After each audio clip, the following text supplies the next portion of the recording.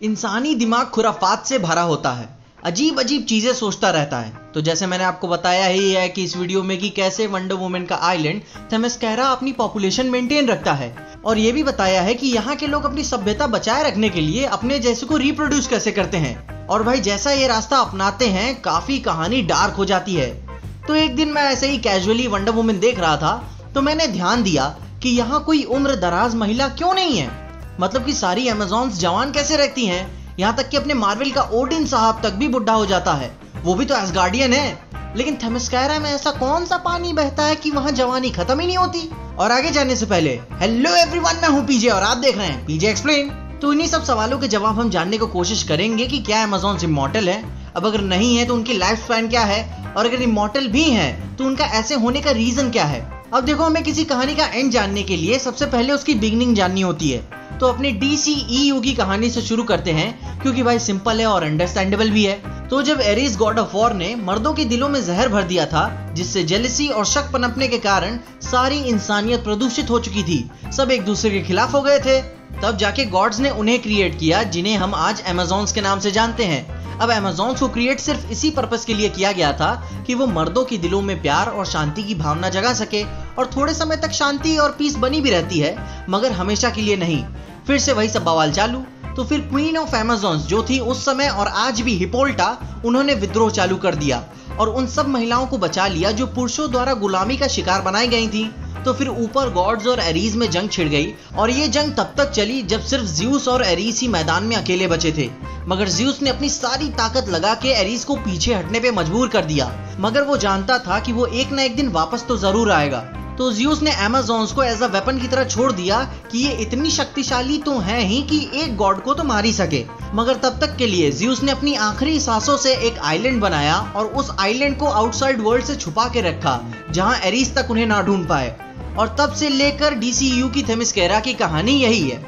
और ये भी जान लो कि ये आइलैंड क्रिएट किया गया था करीबन 3000 BC में। तो 3000 BCE before the common era से लेकर अभी तक 2020 में 5019 साल हो चुके हैं। तो किसी ह्यूमन के लिए इतनी बड़ी लाइफ स्पैन को जीना क्लोज टू इम्पॉसिबल है। वंडर वुमन मेरी डायना की बात छोड़ देते हैं, वो तो अमेज़ोनियन में नहीं है, उसकी माँ हिपोल्टा ने यह बात कही भी है। मगर हिपोल्टा और उसकी बाकी की जनता का क्या?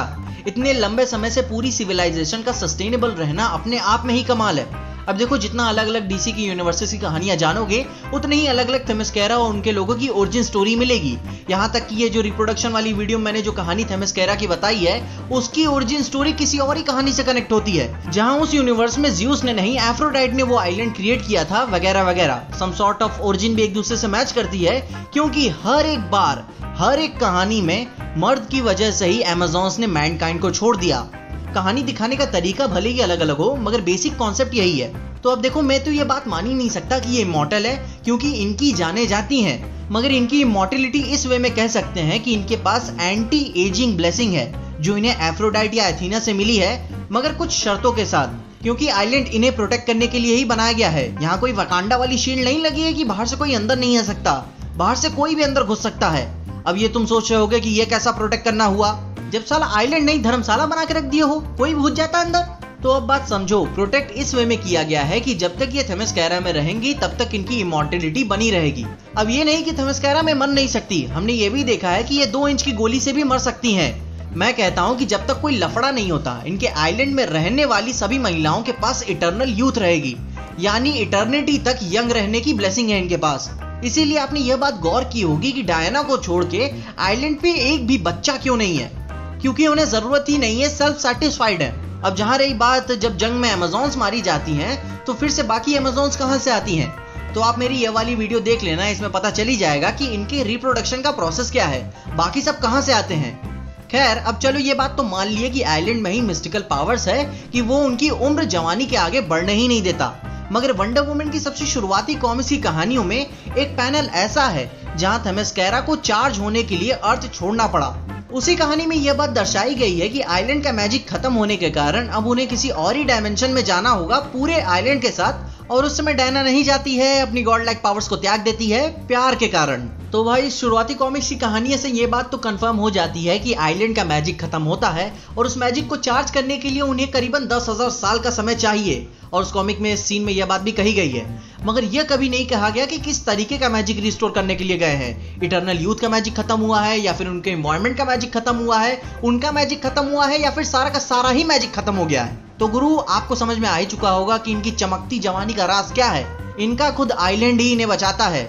इनकी भी रेगुलर लाइफ स्पैन है, मगर जब ये आइलैंड छोड़ेंगी तब। आइलैंड छोड़ने पे ही इनकी उम्र का पता चलेगा, मगर जब तक नहीं छोड़ रहे हो तब तक मजा नहीं लाइफ। इन अमेज़न्स को भी इमॉर्टलिटी मिली है, मगर कुछ टर्म्स और कंडीशंस के साथ। इनका आइलैंड भी ऐसा नहीं है कि इन्हें हमेशा के लिए सस्टेन रखने की पावर रखता है। जितना आइलैंड के पास क्षमता होगी उतना ही कर पाएगा, फिर उसको भी चार्जिंग देनी पड़ेगी। तो भाई, अगर तुम्हें लगता है कि इनके जवानी के राज कुछ और हैं, ये सब जादू मंत्र को छोड़ के, या फिर मैंने कोई पॉइंट मिस कर दिया हो तो उसके बारे में मुझे कमेंट्स में जरूर बताना। और हाँ, ये चमकते हुए पानी की बकचोदी आइलैंड की पावर्स में ही गिनी जाती है। तो सिर्फ सोल इनके जवान रहने का रीजन ये पानी ही नहीं, बाकी की चीजें भी हैं, और वो बाकी की चीजें पूरा आइलैंड ही है। इसे गंगा जल समझ के पीने से कोई जवान नहीं रहेगा, वहां रहना पड़ेगा इटर्निटी तक।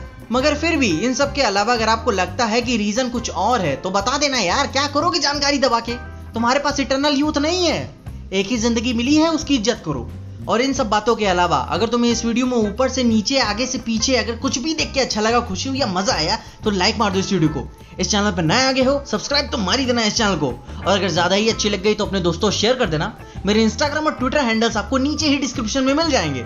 और देखते रहिए पीजे एक्सप्लेन।